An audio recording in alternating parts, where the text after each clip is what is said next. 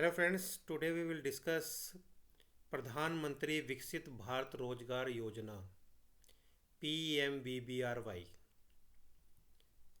ये नई स्कीम आई जो EPFO employees provident fund organisation के थ्रू इम्प्लीमेंट की गई और टारगेट था जॉब क्रिएशन का। और इस स्कीम के तहत दो पार्ट हैं स्कीम के, जिसमें एम्प्लॉइज़ को भी बेनिफिट मिल रहा है और एम्प्लॉयर को भी बेनिफिट मिल रहा है। जो भी पीएफ में कवर्ड एस्टेब्लिशमेंट है उसमें एम्प्लॉय को भी बेनिफिट मिलेगा और एम्प्लॉयर को भी बेनिफिट मिलेगा। स्कीम स्टार्ट हुई है 1 अगस्त 2025 से और इसकी रजिस्ट्रेशन पीरियड है 1 अगस्त 25 से 31 जुलाई 2027 तक। मेन टारगेट जो ऑब्जेक्टिव है स्कीम का, एडिशनल एम्प्लॉयमेंट जनरेट करना, जॉब क्रिएशंस करना और सोशल सिक्योरिटी कवरेज लाना।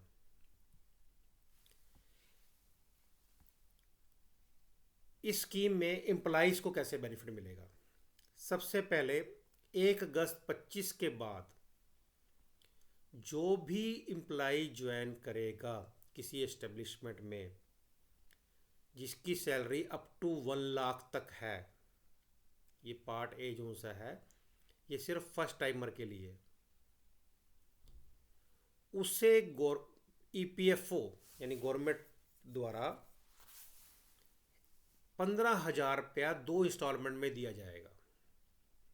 जो पहली इंस्टॉलमेंट मिलेगी वो उसकी 6 मंथ की सर्विस कंप्लीट होने पर, यानी जब एस्टेब्लिशमेंट 6 महीने का उसका चलान यानी PF जमा करा देगी, उसके बाद एम्प्लॉई को 6 महीने के बाद 7,500 रुपया फर्स्ट इंस्टॉलमेंट और अगले 6 महीने के बाद यानी 1 साल के बाद बैलेंस जो सा है 7,500 रुपये मिलेगा। सेकेंड इंस्टॉलमेंट जो सी मिलेगी उसके अकाउंट में आएगी सीधा। ये जो स्कीम है वो वन टाइम मतलब 15,000 रुपये ही मिलने, इससे ज़्यादा नहीं मिलने। और ये उनको मिलेंगे जो 1 अगस्त 25 से 31 जुलाई 2027 के बीच में एम्प्लॉय को रजिस्टर करते हो, न्यू कमर को, फर्स्ट टाइमर को रजिस्टर करते हो। सभी एस्टेब्लिशमेंट पे, सभी कंपनीज पे, सभी स्कूल पे ये एप्लीकेबल रहेगी, चाहे एग्जम्प्टेड एस्टेब्लिशमेंट भी हो। इस स्कीम के लिए कुछ क्राइटेरिया बनाया हुआ है।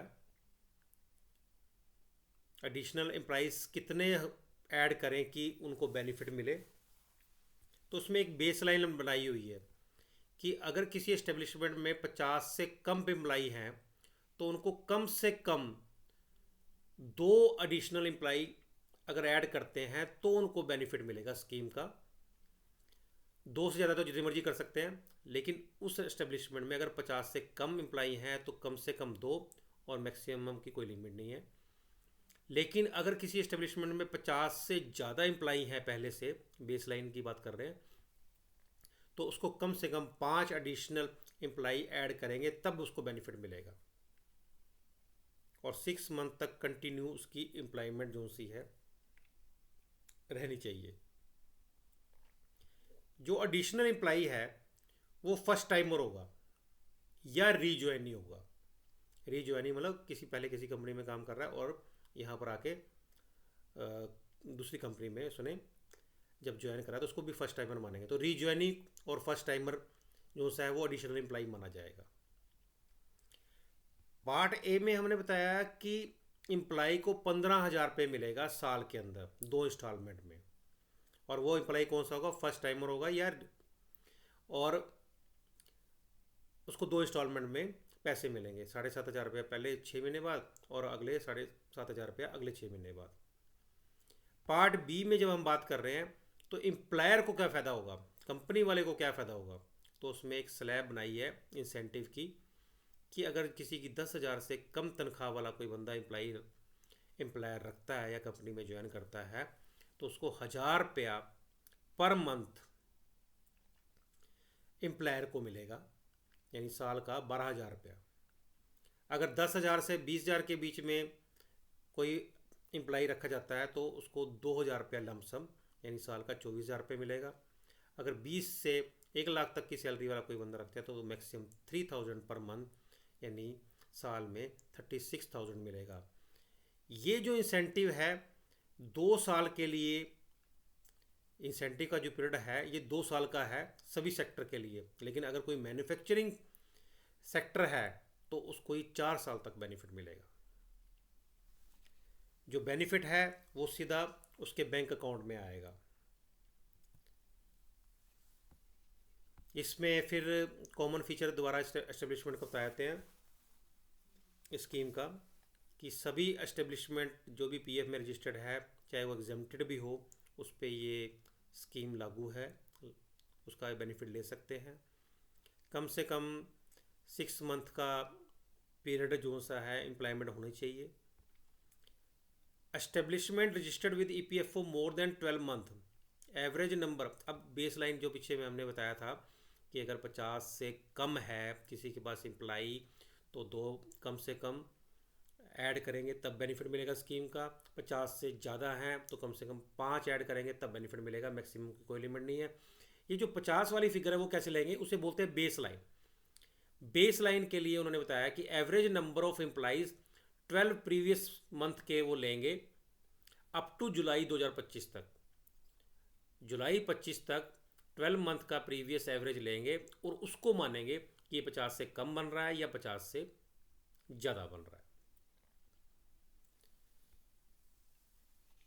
Establishment registered in EPFO during the scheme registration, अगर एस्टेब्लिशमेंट रजिस्ट्रेशन के रजिस्टर्ड होती है स्कीम रजिस्ट्रेशन में 20 पे तो वो बेस लाइन उसकी 20 बन गई, मतलब 20 बन गई उसके अंदर, ठीक है। नेक्स्ट है additional jobs created above the base line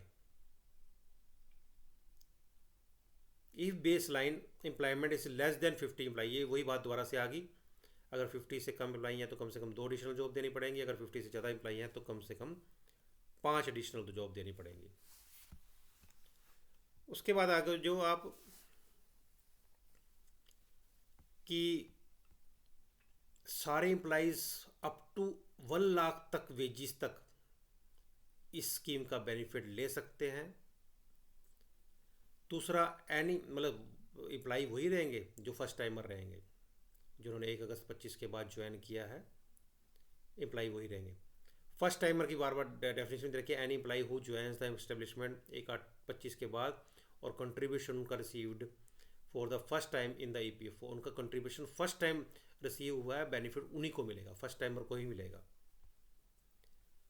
compliance, employer को अपना GST number, pan linked bank account number detail भरनी है, ऐसे एम्प्लॉई ने भी अपनी यूएन ऑथेंटिकेशन वगैरह करनी है और अपना आधार लिंक बैंक अकाउंट को अपडेट करना है अपना, क्योंकि एम्प्लॉयर को अगर बेनिफिट मिलना है तो बैंक में मिलना है, तो उसके लिए भी उसको अपने लॉगिन में जाके PMVBRY का एक लिंक है उसमें अपनी डिटेल भर के उसको सबमिट करना है, यानी अपनी कंसेंट देनी है कि मैं PMVBRY का बेनिफिट लेना चाहता हूँ। फिर जो ECR वो जमा कराता रहेगा तो ऑटो वहाँ से डिटेक्ट होता रहेगा कि 1 अगस्त 25 के बाद कौन से फर्स्ट टाइमर आए हैं, तो उनको बेनिफिट उनके डायरेक्ट अकाउंट में चला जाएगा। उसके बाद आ गया आपके पास यूएन एक्टिवेशन की बात की हुई है। एक्टिवेशन जो भी आजकल चल रही है वो उमंग ऐप के थ्रू चल रही है। उमंग ऐप आप प्ले स्टोर से डाउनलोड करो, उसमें ईपीएफओ सेलेक्ट करो, जैसे ईपीएफओ सेलेक्ट करोगे तो उसमें एक कॉलम आ जाएगा यूएन एक्टिवेशन, जनरेशन भी वहीं से होती है और फेस ऑथेंटिकेशन भी उसी ऐप में होगी जाके। उसके बाद कहा है आधार, जो बैंक अकाउंट डालोगे ना वो आधार से होना चाहिए, ये इसमें इंस्ट्रक्शन दे रखी है। एक और चीज़ बता रखी है कि complete financial literacy course before 12 month. देखो जो फर्स्ट 6 मंथ के बाद एम्प्लॉई को जो पैसे मिलने हैं उसके बाद उसको एक फाइनेंशियल लिटरेसी कोर्स करना है। जैसे ही उसकी फर्स्ट इंस्टॉलमेंट उसको मिलेगी तो एम्प्लॉई के लॉगिन में जब वो अपना यूएन लॉगिन करता है तो एक कोर्स ना जो सा है अनेबल हो जाएगा। उस कोर्स को उसने करना है, उसमें वीडियोज़ होंगी, अलग अलग मॉड्यूल्स होंगे और उस कोर्स को ख़त्म करना है, एक सर्टिफिकेट जनरेट हो जाएगा, उसके बाद वो एलिजिबल हो जाएगा सेकंड इंस्टॉलमेंट में। यानी सेकंड इंस्टॉलमेंट लेने के लिए आपको एम्प्लॉय को फाइनेंशियल लिटरेसी कोर्स करना पड़ेगा, तभी उसको सेकंड इंस्टॉलमेंट मिलेगी। और उसको ये 12 मंथ से पहले पहले करना है। ये एम्प्लॉयर के लिए बता रखा है कि अपने, जैसे मैंने अभी बताया आपको, कि अगर PMVBRY का बेनिफिट लेना है तो उसको अपने लॉगिन में जाके PMVBRY वाले लिंक पे क्लिक करके अपनी इन्फॉर्मेशन भर के अपना GST वगैरह, पैन कार्ड नंबर, और उसके बाद उसको सबमिट करके अपनी कंसेंट देना है। Thank you.